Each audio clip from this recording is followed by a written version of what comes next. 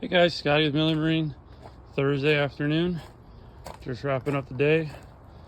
To give you a weekly update, had this black old HPS Maverick in for all new steering and a Simrad install.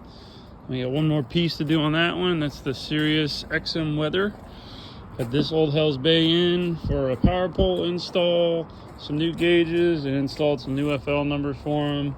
Installed the power pole caddy and sealed up the console on the floor there. Ran a bead of silicone around it.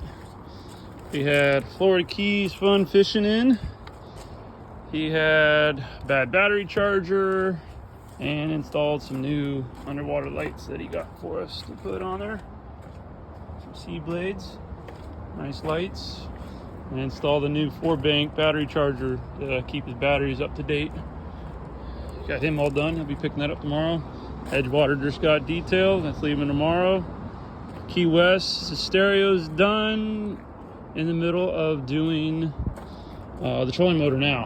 And now he wants to possibly put a new Simrad in the dash. We're gonna have a piece of acrylic cut, new switch panel, relocate the gauges, and put a new GPS in. New arrival today. Release. He's got water in the lower unit, bent prop shaft, and bent blade on the prop. So that's going to go out to Prop Tech on Monday. Full service on the motor and just go through the boat. It's been sitting for a while.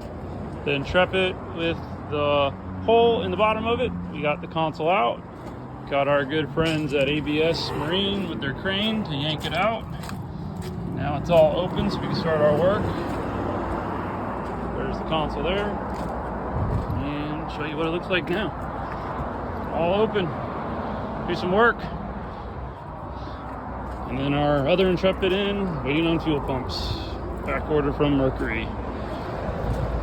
That's what we got going on now. Tomorrow we got another batch of boats coming in. Hopefully on the way out again tomorrow.